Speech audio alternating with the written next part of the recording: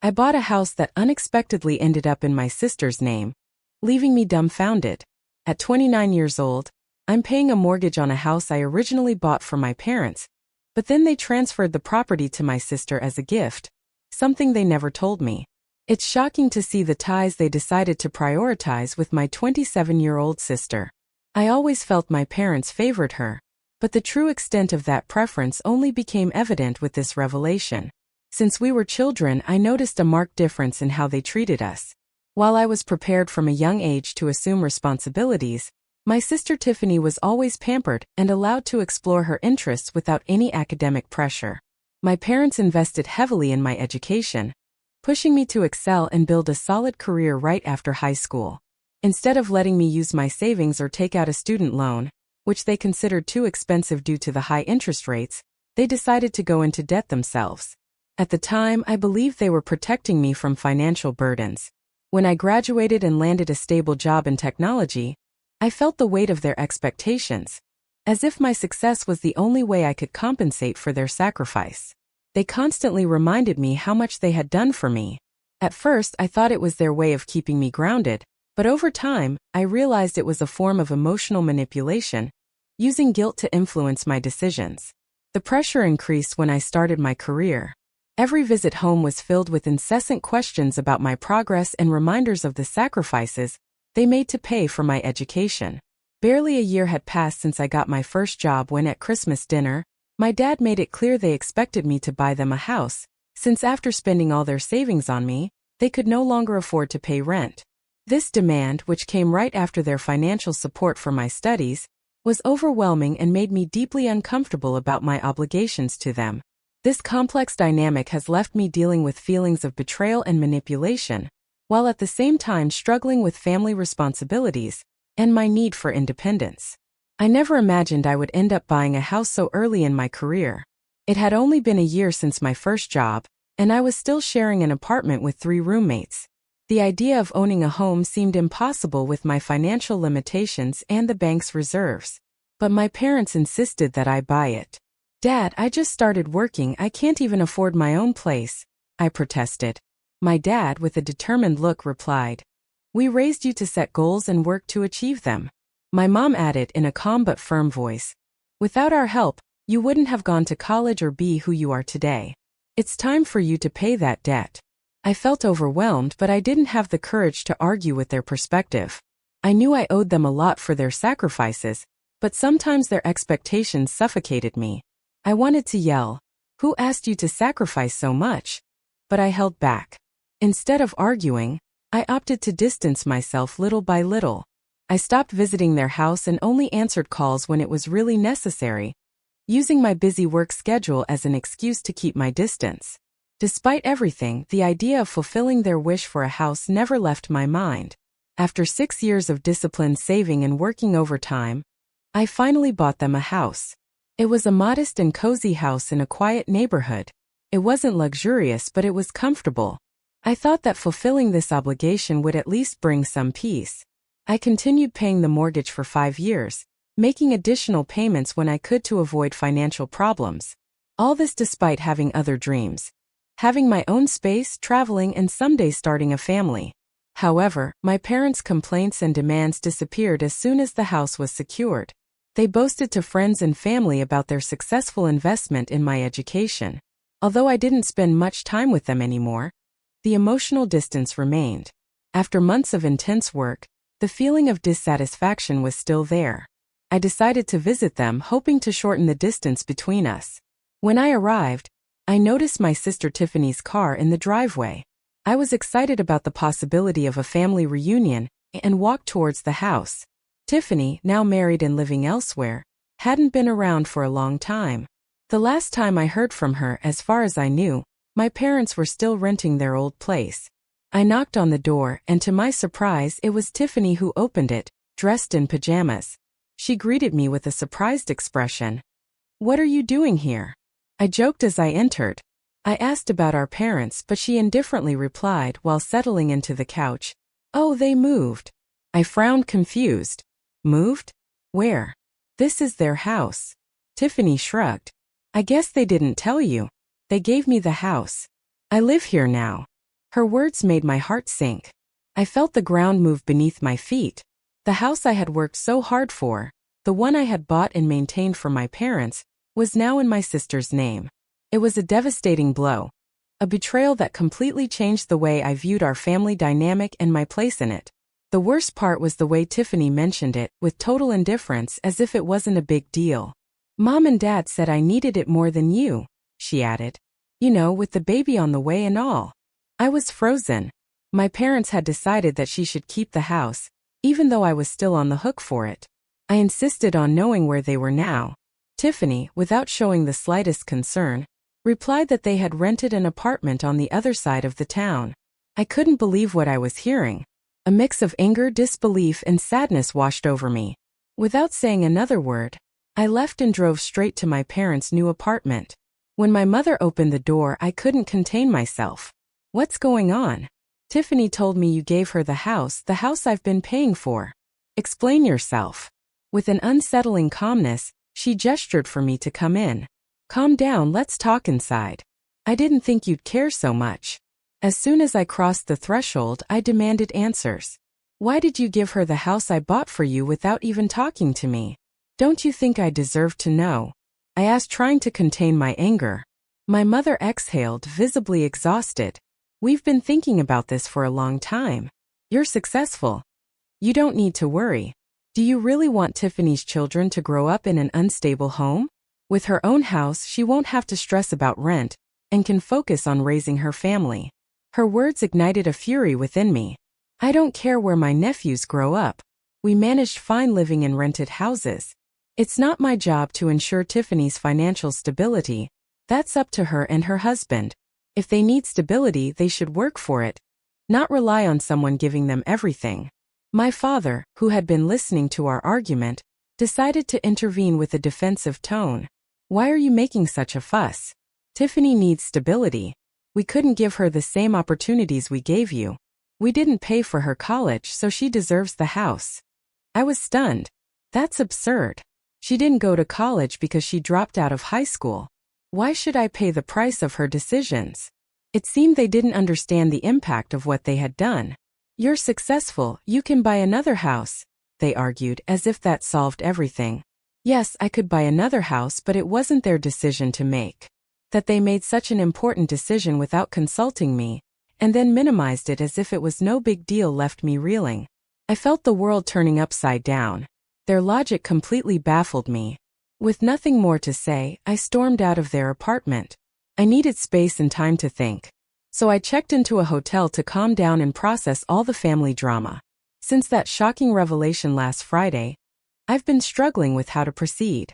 It's Sunday now, and I'm supposed to fly back home on Tuesday. I was about to leave immediately after discovering the truth, but once I calmed down, I realized there were still things I needed to resolve. I was especially worried about the mortgage balance.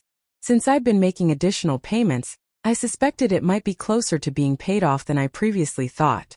Before visiting my parents, I sent my dad a message asking how much was left to pay. He said he would check with the loan administrator. In response, I insisted he take me to the bank tomorrow. I needed answers. I needed to verify the outstanding balance myself. I didn't want to keep paying the mortgage any longer. But before making any decisions, I had to clearly understand the situation. The idea of continuing to make payments on a house that wasn't even in my name seemed like an injustice, especially considering how my parents and sister had taken all my effort for granted. I went to the bank and faced an even harsher reality. The additional payments I had been making were never credited to the mortgage. Instead, my father had been using that money to pay the rent for his apartment. The discovery devastated me. I had been living frugally for years, aggressively saving to pay off the mortgage early, and now it seemed all my sacrifices had been in vain. The bank manager showed me the monthly deposit records. They confirmed that I had indeed been paying approximately twice the required mortgage amount. When I pointed this out, my father at first seemed confused, but finally admitted that the records were correct. "Yes, you're right," he said with a distraught expression. "We'll talk about this later." This unexpected betrayal left me reeling. I remained silent while the bank manager explained the remaining details of the mortgage and the options for consolidating it on my own. As soon as we were alone, my father took me aside, and to my astonishment he asked me, "Why did you mention the extra payments were for the mortgage?" I raised my voice, completely incredulous. "Well, of course they were for the mortgage. What else do you think I was sending extra money for?" His next words left me stunned. "I thought it was for our expenses." I felt the floor crumbling beneath my feet. Was it genuine confusion or intentional misunderstanding? Whichever it was, it only compounded the betrayal. I realized the depth of my family's deception and the financial mess they had put me in. The situation demanded that I seriously reconsider my relationship with them and how I would handle any financial dealings in the future. While my father confessed that he had used the extra money I sent for the mortgage to pay his rent, I felt completely overwhelmed and betrayed. I slumped into the nearest chair, burying my face in my hands. How was I supposed to look them in the face now? My father tried to minimize the situation, sitting next to me and saying indifferently, "It's not a big deal." I couldn't contain my anger. "It's not a big deal? You pressured me to buy a house, you gave it to Tiffany without telling me, and then you used my money intended for the mortgage, to pay your rent, and you say it's not a big deal." My father retorted with an offensive attitude. "Look, that house didn't benefit you at all. But remember, I spent all my savings on your college. A small reimbursement isn't too much to ask. Besides, I made the mortgage payments on time. What's the problem with using the extra for rent? I'm not asking you for more money." His attempt to justify his actions only fueled my anger. The extra money was to pay down the mortgage, not to cover their living expenses. I left the bank with my head in a whirl, feeling betrayed and incredulous. As I walked away, my father called out to me, but I didn't even turn around. I went straight to the metro station. My phone vibrated nonstop with calls and messages from my mother, begging me to come back home to talk it over. I didn't respond. The thought of sitting down to discuss this seemed unbearable. I had to put a stop to this nonsense.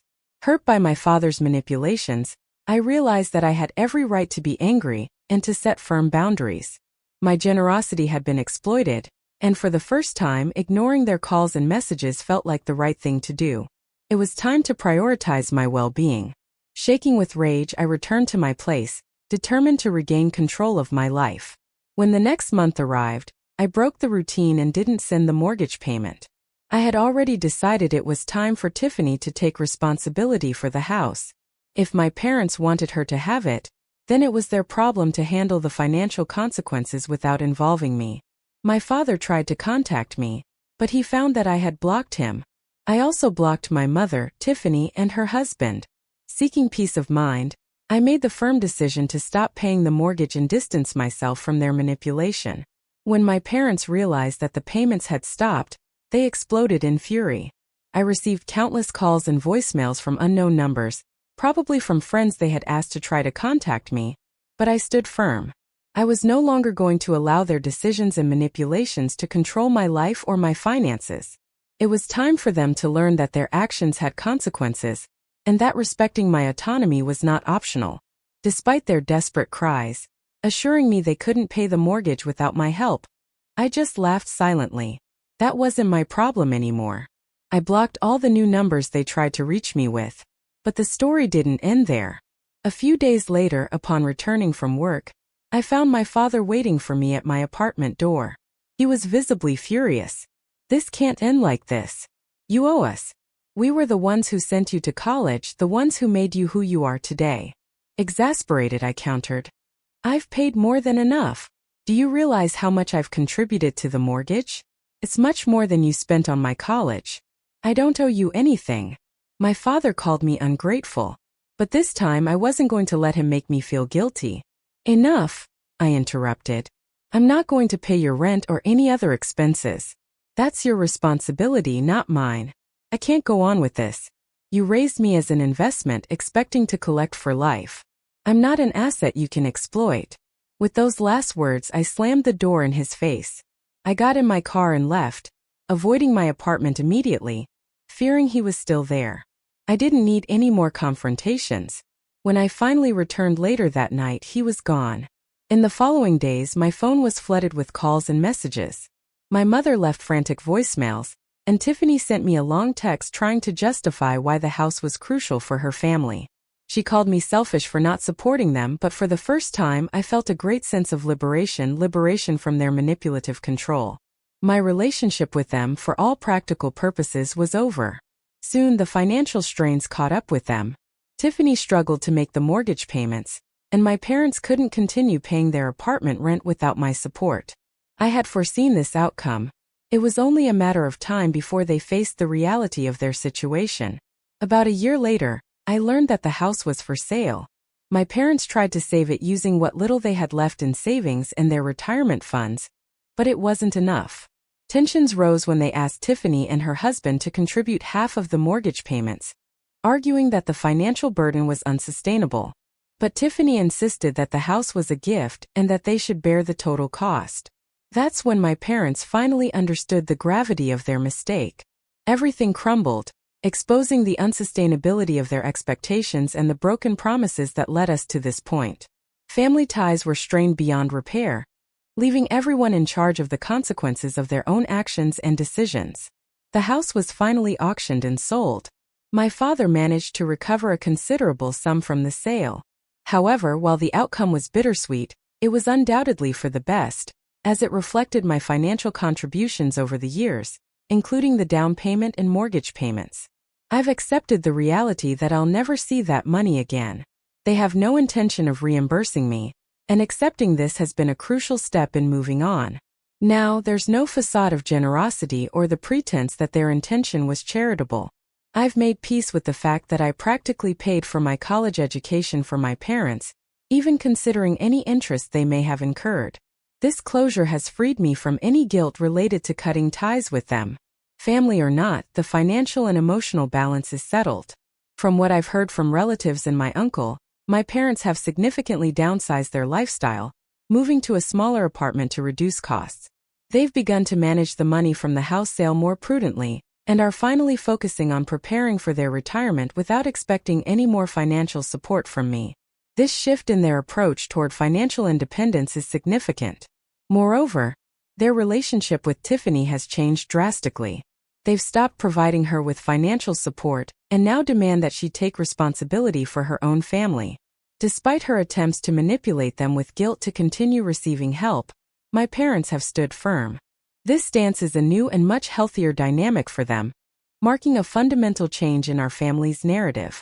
Personally, my own path has led me to secure an apartment, a space that represents my independence and a new beginning. I've started saving steadily to buy a house that will be completely mine, a sanctuary free of family disputes and obligations.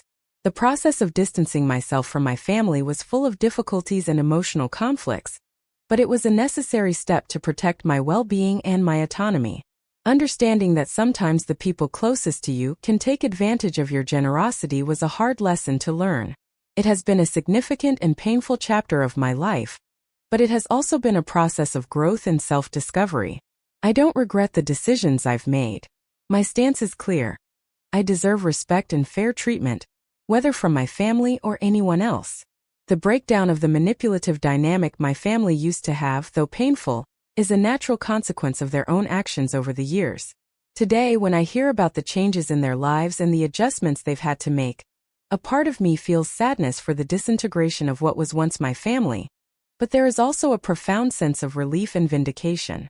They are finally facing the reality of their decisions, and I am free from the burden of guilt and obligation that used to bind me.